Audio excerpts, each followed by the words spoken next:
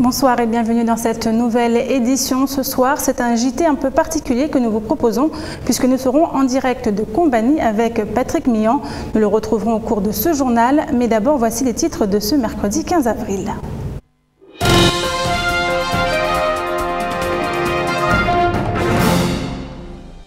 Un viol sur mineur inquiète les habitants d'Ajongwa. L'auteur des faits est toujours recherché par la gendarmerie. Toutes les précisions dans ce journal. Une des plus anciennes maisons cimes de Mayotte pourrait bientôt disparaître. Son locataire, Vincent Liétard, monte au créneau pour que la démolition soit avortée. L'Agence française de développement, grâce aux photos de Yann Arthus Bertrand, offre aux Mahorais une exposition sur la problématique du réchauffement climatique. Une exposition d'exception à découvrir au Comité du tourisme. Reportage à la fin de cette édition.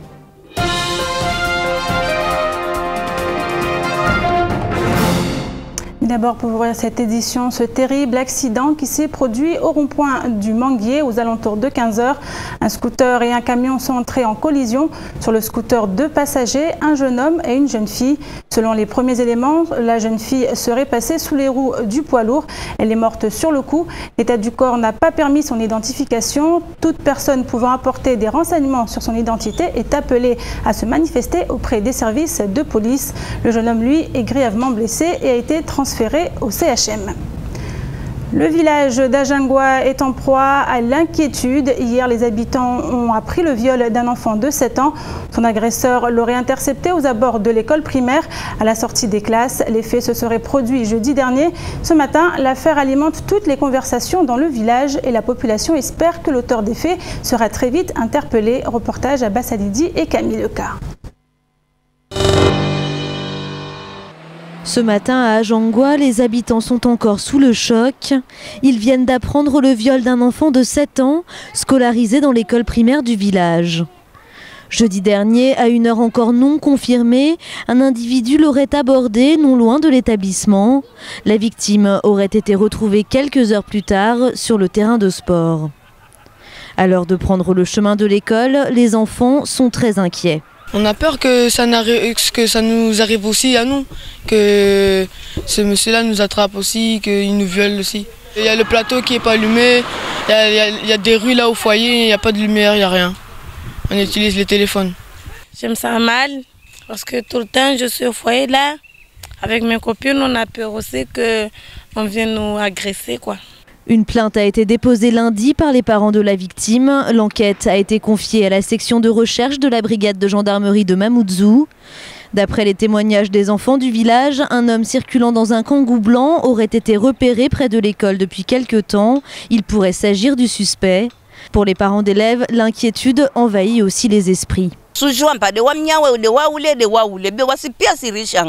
Mana wana watu na watu wahilawa malagoni wahilawa malikoli waja malagoni wasija dagoni babo dejarna faza uelewa dejarna faza mana wasu wahilawa likoli waskarwa dungube wamsina mana sinana zazatiti waotanga momo waboneka mfana mtoka parwana yo tambwa sojindofanya sina zangina raha dago antro na monto stotis dua mamezungu ambeno mtuo à Parwana. Selon nos informations, un autre viol aurait été commis dans le secteur d'Ajongwa samedi dernier. Mais pour l'instant, aucun élément ne permet de relier les deux affaires. Contacté par téléphone, le procureur de la République et les services de gendarmerie n'ont pas souhaité communiquer. Le vice-rectorat a quant à lui bien reçu un signalement émanant de l'école primaire. Une procédure est en cours et le directeur de l'établissement s'est déjà entretenu avec l'inspecteur de la circonscription. Le calme était pourtant revenu hier entre Tingoni et Combani, mais aujourd'hui les choses ont de nouveau dégénéré. Nous sommes en direct au téléphone avec Patrick Mian qui est sur place. Patrick, qu'en est-il de la situation actuellement ? Oui, bonsoir Amina, j'espère que vous m'entendez bien. Je suis effectivement en direct de Combani, je suis au carrefour pardon de Combani, à l'entrée du BSMA. Je suis avec un habitant de Combani. Alors on va essayer de comprendre ce qui se passe. L'objectif c'est de savoir pourquoi ça a redémarré. Ça s'est arrêté. Pourquoi ça a redémarré selon vous? Selon moi, ça a redémarré parce que les gens Les gens de Tingoni se sont fait tabasser au collège. Et du coup, les gens de Tingoni se sont dit qu'ils remontent à Kombani pour la merde. Est-ce qu'ils savent pas que nous, à Kombani, on n'a pas peur d'eux et on s'est mobilisés. On s'est mobilisés pour les attendre et tout. Ils ne s'attendaient pas qu'on serait nombreux pour les accueillir. Et quand on est descendu au collège, ils se sont enfuis parce qu'ils ont eu peur. Et puis nous, on n'a rien à dire parce que les médias, ma première, ils disent qu'à Kombani, on a des barrages et tout. Or que quand on vient à Kombani, vous-même, vous constatez qu'à Kombani, il n'y a pas de barrage, il n'y a rien du tout, c'est tout le temps Tingoni. Et les médias, toujours, ils nous accusent. Nous, du coup... C'est quoi la solution? Comment on peut régler le problème une bonne fois pour toutes? Le problème pour le régler une bonne fois pour toutes, nous... Pour nous, le problème, il va se régler en homme à homme, quoi. Parce que s'il n'y a pas d'autre solution que le combat. Il n'y a pas d'autre solution pour le combat. Nous, au Kombani, on veut se battre contre eux. Parce que eux, ils ont une grande gueule, derrière les médias, ils se cachent et racontent n'importe quoi sur Kombani. Du coup, nous, on en a marre. On veut se battre, c'est tout. Oh, c'est trop. Alors, vous entendez, Amina, ici au sein de Kombani, je suis au milieu de cette jeunesse de Kombani qui pour eux, la seule solution qui existe, c'est le combat.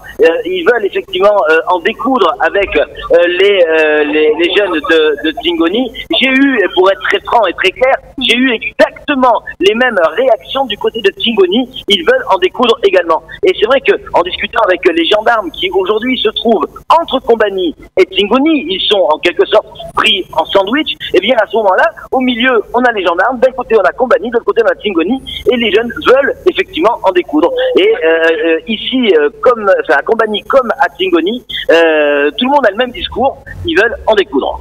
Et comment réagissent les autorités sur place, Patrick, les mairies de Tingoni et de Kombani? Alors c'est le gros problème, c'est que effectivement ici à Kombani, j'ai pu m'entretenir tout à l'heure avec un monsieur, un bakoko qui avait un discours relativement sage, et il disait le problème c'est qu'on n'a pas un maire suffisamment fort, suffisamment costaud pour imposer un certain nombre de choses. Encore une fois, l'histoire du terrain de handball du côté de Tingoni a été encore une fois à l'origine du redémarrage de ce problème, puisque a priori, si on a tout bien compris, on avait des jeunes de Kombani qui étaient sur le terrain de handball de Tingoni et on leur a demandé de quitter ce terrain de handball après la réunion qui a eu lieu à Mamoudzou avec le préfet, avec tout le monde. Et donc là, effectivement, les gens de Kombani ont le sentiment d'avoir été trahis sur le coup. En revanche, du côté de Tingoni, on m'explique également clairement que ils ne veulent pas entendre parler de gens de Kombani à Tingoni, au moins pour les semaines qui viennent. Alors, qu'est-ce qu'il faudrait craindre pour la population, Patrick, du côté de Kombani et de Tingoni? Les barrages sont maintenus? Alors, écoutez, il faut arrêter de parler de barrages parce que là où, en tout cas, je peux vous dire ce que je vois. Je suis avec les jeunes, là entourés. Je suis au carrefour, là où il y a le BSMA. Il n'y a pas de barrage. Il y a un rassemblement, j'allais dire, de plusieurs centaines de gamins ici à Kombani. C'est la même chose, et d'adultes effectivement. C'est la même chose du côté de Tingoni. Tout à l'heure, j'ai vu effectivement la même chose. Et au milieu, vous avez les gendarmes. Et c'est vrai que tout à l'heure, on a vu les jeunes de Tingoni arriver avec des tambours, laissant clairement entendre qu'ils voulaient en découdre. Des jeunes de Kombani sont descendus vers Tingoni et il n'y a pas eu affrontement. Il n'y a pas eu affrontement. Et donc les jeunes de Kombani sont remontés, repassés effectivement devant la gendarmerie. Ils étaient masqués, ils avaient les foulards sur le visage afin de ne pas être reconnus. Ils sont remontés et passés devant la gendarmerie pour revenir ici au carrefour de Kombani. Mais là où je suis, je peux vous dire qu'il n'y a pas de barrage. Alors c'est vrai qu'il n'y a pas beaucoup de circulation non plus. Les gendarmes maîtrisent la circulation, mais pour le moment ici à Kombani, c'est calme. Ça ne peut pas durer. Alors vous parlez de jeunes qui sont rassemblés, et comment réagit le reste de la population?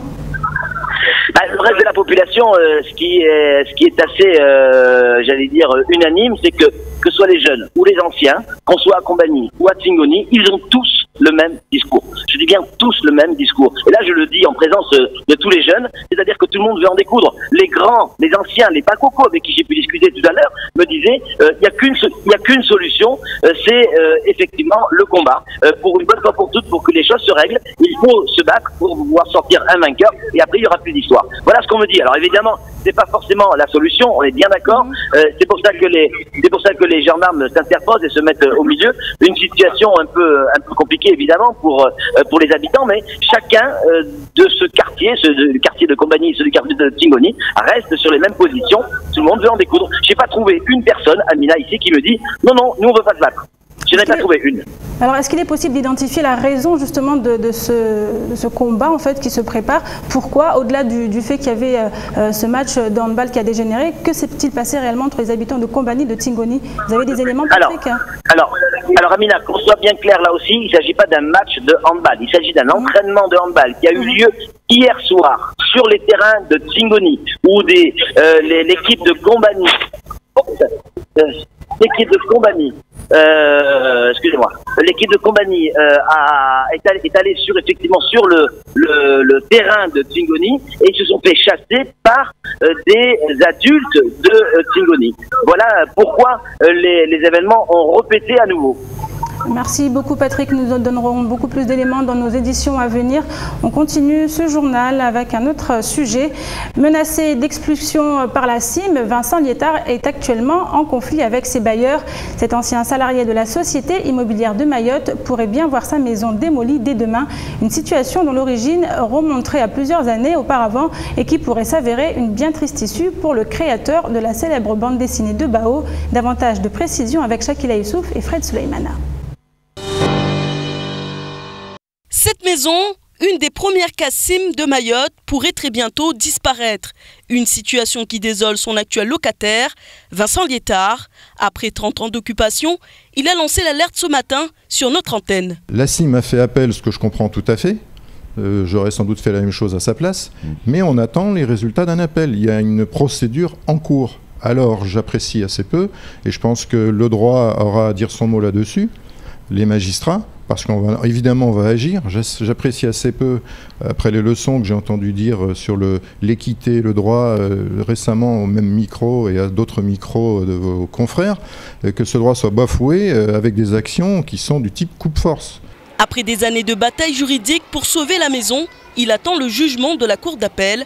Dans cette affaire, Vincent Liétard s'oppose à Mahmoud Aziari, directeur de la CIM. Pour le locataire, il est impensable que le bâtisse disparaisse du patrimoine mahorais, une bâtisse qui a été construite avec des matériaux uniques. Et comme beaucoup d'autres maisons, mais celle-là, elle est particulière. Pas parce que j'habite dedans, mais parce qu'elle a été construite avec des compagnons du Tour de France, avec des matériaux locaux. Vous pourriez y trouver en visitant du cocotier, des pierres basaltiques, de la pierre litée, de la pierre sèche, de la brique cuite, de la brique crue, tout un tas de trucs qui sont appelés aujourd'hui à la CIM canal historique. Entre guillemets, souligné 2 fois, parce que c'est comme ça qu'on nous caractérise maintenant, si on parle de l'ancienne génération, des gens qui ont fait. Quand je dis fait, c'est pas 100 logements en 4 ans, c'est 20 000 logements en 30 ans. Aujourd'hui, Vincent Liétard dit compter sur la loi. Il est confiant que les juges trancheront en se basant sur le contrat de départ conclu avec la CIM et non sur le conflit personnel qui s'oppose à Mahmoud Aziari.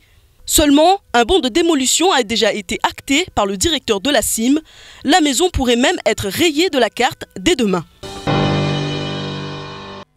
Recto Verso, Vanille et Chocolat Mayotte Lagon, ces 3 entreprises ont un point commun. Elles font actuellement l'objet d'une procédure de liquidation judiciaire, une procédure longue pouvant aller de 2 à 4 ans. Mais de quoi s'agit-il exactement? Quelles sont les différentes étapes? Et l'économie mahoraise est-elle plus exposée que dans d'autres départements?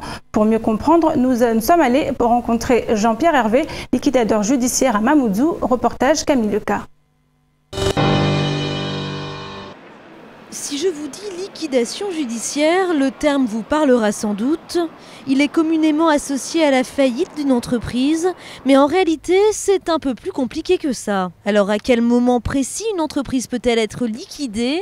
Nous avons posé la question à Jean-Pierre Hervé, liquidateur judiciaire. Le mandataire liquidateur intervient en fait quand il n'y a plus rien à faire pour sauver l'entreprise. Il intervient généralement après une phase qui s'appelle le redressement judiciaire, où un administrateur judiciaire a été chargé de voir tout ce qui pouvait être fait pour permettre à l'entreprise de se redresser, sachant que toutes ces dettes précédentes ont été gelées le premier jour de la procédure. La phase avant la liquidation, c'est donc le redressement judiciaire.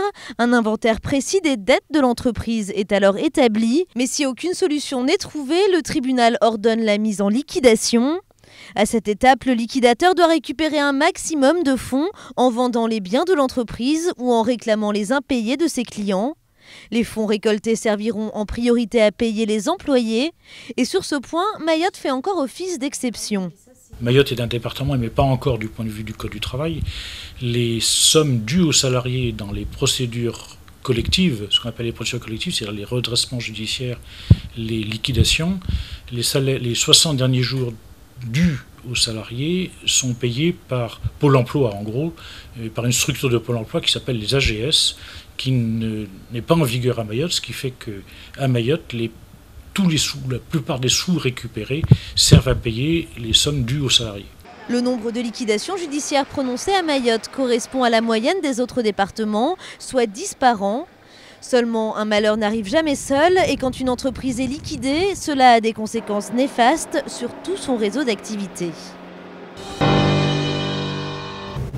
Ce matin, à Mamoudzou se tenait une conférence de presse organisée par l'AOFM, l'association des organismes de formation de Mayotte. Reçue à Paris la semaine dernière, la délégation mahoraise qui avait fait le déplacement a obtenu du ministère du Travail, de la formation professionnelle et du dialogue social des avancées considérables. Avec les 26 centres de formation que compte aujourd'hui le 101e département, il fallait bien cela pour renforcer la filière. Les précisions de Shakila Issouf et Fred Souleymana. Les difficultés liées au monde de la formation sont nombreuses et cela n'a pas échappé à l'association des organismes de formation de Mayotte. C'est donc en haut lieu que celle-ci a tenu à porter leurs revendications et pour le moins que l'on puisse dire, c'est que leur dossier a retenu toute l'attention des plus hautes instances. Cette conférence de presse faisait suite à une réunion d'une délégation mahoraise qui s'est rendue la semaine dernière à Paris, le 8 octobre, qui a été reçue au ministère du Travail avec des représentants de la DGEFP et du ministère de l'Outre-mer, avec des professionnels donc issus de l'AOFM et le sénateur Tani Mohamed et le président du Conseil économique et social Abdou Dahalani. Des besoins du territoire en matière de formation, au développement et à l'organisation de la filière en passant par la rémunération des stagiaires. Voilà autant de points que l'AOFM a soulevés lors de cet entretien avec un dossier bien ficelé et des revendications qu'elle a parfaitement su justifier. L'AOFM peut aujourd'hui se féliciter des avancées obtenues. On avait amené au ministère des courriers de jeunes stagiaires qui expliquaient que certains sont célibataires mais avec 130 € vivre à Mayotte, venir de Sada tous les jours. Techniquement, c'est impossible, ils ne s'y retrouveraient pas, sans parler de certains qui ont déjà travaillé, qui ont 3 enfants et qui avec 260 € s'en sortaient encore moins. On a obtenu de l'État des avancées concrètes en termes d'alignement de la rémunération des stagiaires de la formation professionnelle à Mayotte, à l'équivalent de la métropole. Les objectifs sont clairs, mais reste encore à les faire connaître auprès des partenaires locaux. Pour cela, l'AOFM prévoit d'organiser les assises de la formation professionnelle à Mayotte. Prévues les 10 et 12 juin prochains, celles-ci devront permettre aux différents acteurs du secteur de se rencontrer et d'échanger. Mais ces assises seront aussi l'occasion de sensibiliser les responsables locaux sur l'importance de la formation. On va y travailler avec tous les services ici. Il va falloir augmenter la lisibilité de l'action de formation pour que les jeunes sachent ce qui existe en formation et que la formation soit aussi une démarche qui soit valorisée. Maintenant, le Conseil général et ainsi que les autres prescripteurs vont devoir travailler assez vite pour mettre en place les dispositifs pour accueillir tous ces jeunes. Le secteur de la formation professionnelle semble aujourd'hui bien en marche pour s'imposer comme l'une des pistes de développement du 101e département, ce qui est d'autant plus vrai quand on sait à quel point celui-ci est en pleine mutation sociétale, économique et environnementale. Un homme se retrouve bloqué dans le parking situé à la place de l'ancien marché à Mamoudzou. 40 minutes plus tard et après de 20 tentatives pour en sortir, il décide finalement de laisser sa camionnette pour se déplacer en taxi. Faute de marquage au sol ou de toute autre signalisation, difficile donc pour les automobilistes de s'y retrouver. Reportage Shakila Issouf et Fred Souleymana. Marche avant, marche arrière, cet automobiliste aura tout essayé, toutes les manœuvres pour sortir de ce parking sauvage. Mais rien n'y fait, cet espace est à l'origine un espace de jeu pour enfants. Mais faute de place de stationnement suffisante à Mamoudzou, les automobilistes commencent à se garer n'importe où. Ils n'ont pas vraiment le choix. Je cherche toujours à me garer. Si ce n'est pas ici, ça sera ailleurs. Visiblement, ça s'annonce pour ailleurs. Et là, vous pensiez pouvoir sortir de l'autre côté, qu'est-ce qui vous bloque? Ben, les autres voitures, visiblement, ça n'est pas forcément bien tracé, donc chacun se gare un peu comme il veut. La preuve, là, je suis coincé. Heureusement que j'arrive à mettre la marche arrière. Après plus d'une demi-heure d'attente, les propriétaires des voitures gênantes sont toujours introuvables. Et malgré l'aide des passants, l'automobiliste reste coincé. Les agents de police municipale et nationale présents sur les lieux ont indiqué ne pouvoir intervenir. Le propriétaire de la voiture bloquée commence à perdre patience. Les conducteurs ne passent pas, ils ont tiré les deux passages. Et l'autre qui dort carrément dans son véhicule, comme si rien n'était. Il ne sait même pas s'il gêne ou il ne gêne pas. Les escaliers, les gens qui descendent avec leurs bagages, ils n'arrivent pas à accéder ici. Ils ne peuvent pas prendre leur voiture, rien. Le parking là-bas, la sortie est fermée, l'autre sortie est fermée. Qu'est-ce qu'on peut faire? On demande à la police, ce n'est pas de leur ressort parce que le parking n'est pas affecté comme parking. La police municipale ne sait pas non plus. Je ne sais pas à quel sens se vouer. Pourtant, le code de la route est clair.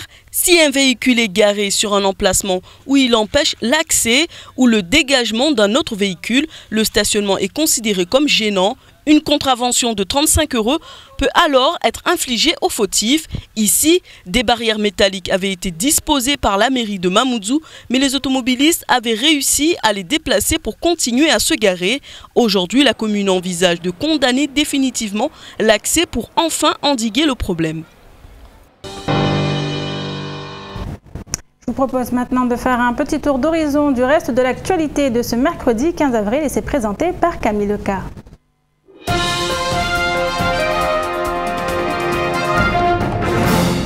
Les suites de l'affaire des chiens lynchés à Mtsapéré en février 2014, le tribunal correctionnel a rendu son délibéré suite à l'audience qui s'est tenue il y a 5 mois. Le père de l'enfant a écopé d'une peine de 6 mois de prison avec sursis. Il est condamné pour sévices graves ou actes de cruauté envers un animal domestique. Il est donc reconnu coupable d'avoir participé au lynchage des 2 chiens, dont celui qui avait attaqué son fils. La propriétaire du chien a, elle, été condamnée à 1 mois de prison avec sursis. Elle était poursuivie pour blessure involontaire. Selon le juge, elle aurait dû veiller à ce que son chien ne sorte pas de chez elle. Une dernière audience se tiendra le 5 juin prochain afin de déterminer le montant des dommages et intérêts à verser par chacun. Les 3 agents mis en cause dans une affaire de corruption au service des étrangers de la préfecture de Mayotte viennent d'être placés en détention provisoire. Ils comparaissaient en appel hier devant la chambre de l'instruction. La procédure visait à déterminer ce qu'il allait advenir des 3 prévenus pendant l'enquête. La femme contestait son placement en détention et voulait obtenir une remise en liberté sous contrôle judiciaire. Le parquet, à l'inverse, souhaitait obtenir l'incarcération des 2 hommes qui, eux, avaient été maintenus en liberté sous contrôle judiciaire. Pour rappel, les 3 agents sont soupçonnés d'avoir accéléré des requêtes de carte de séjour, moyennant 500 ou 600 € par dossier. Ce soir, ils dormiront tous les 3 à la prison de Majicavo. La caisse d'allocation familiale de Kaweni rouvrait ses portes ce matin. Une semaine après le coup de colère d'un allocataire qui avait saccagé l'accueil, toutes les réparations sont terminées. Un service de sécurité a également été mis en place pour sécuriser l'établissement. L'auteur du saccage est actuellement pris en charge au service psychiatrique du centre hospitalier de Mayotte. Les enquêteurs de la police nationale doivent encore attendre que son état psychologique se stabilise avant de pouvoir l'interroger.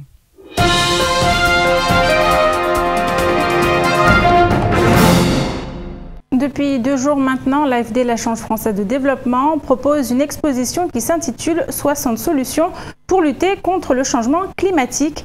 Organisée à la place de la République, cette première édition sur l'île reprend les objectifs visés à l'échelle mondiale, notamment l'accompagnement des territoires pour réduire les gaz à effet de serre.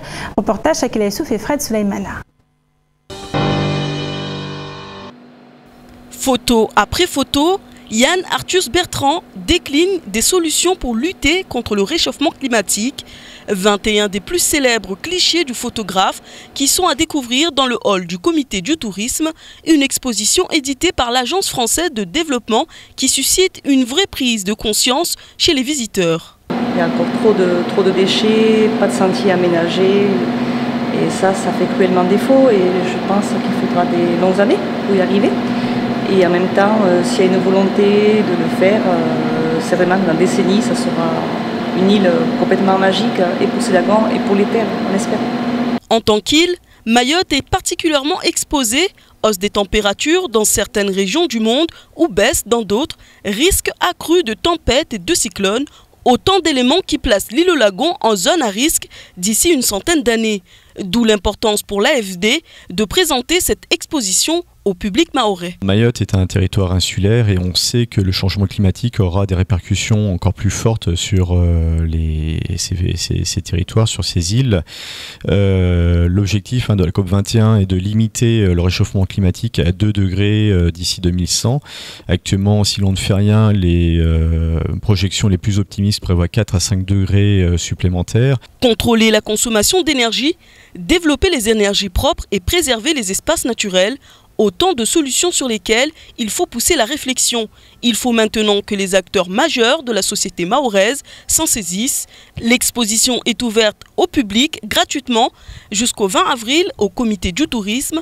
Elle sera ensuite transférée dans l'aérogare de l'aéroport de Pamandzi.